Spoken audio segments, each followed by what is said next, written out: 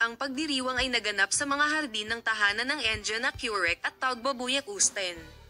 Ang listahan ng panauhin ay binubuo ng pamilya at malalapit na kaibigan ng mag-asawa. Pinili ni Tagba at Enjo na ipagdiwang ang espesyal na araw na ito kasama ang kanilang mga pamilya. Sa kaganapang ito, nasarado sa press, ang mag-asawa ay lumikha ng isang kalmado at palakaibigan na kapaligiran kasama ang kanilang mga mahal sa buhay. Ang birthday party para sa mga bata ay ginanap sa isang maaraw na araw ng tag-araw, na may mga mesa na pinalamutian ng mga makukulay na lobo at bulaklak.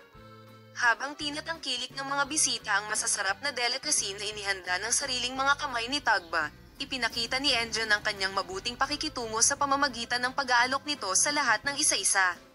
Ang pinakakapansin-pansing kaganapan sa pagdiriwang ay hindi ang hitsura ng marangyang kotse na pinapagana ng baterya na regalo ng mag-asawa sa kanilang sanggol.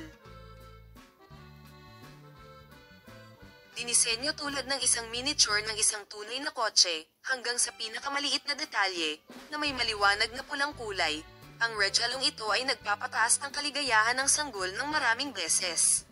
Ang sasakyan ay hindi lamang naging laruan kundi simbolo din ng pagmamahal at kaligayahan sa pamilya.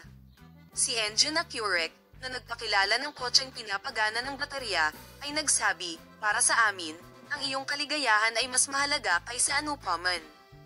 Nais naming ibahagi sa iyo ang isang hindi malilimutang sandali sa espesyal na araw na ito." Ibinahagi ni Taugbabuyak Usten ang mga larawan ng sanggol na naglalaro ng kotseng pinapagana ng baterya sa social media. Ang kaligayahan ng pamilya ay nasasabik sa kanilang mga tagahanga at mga mahal sa buhay.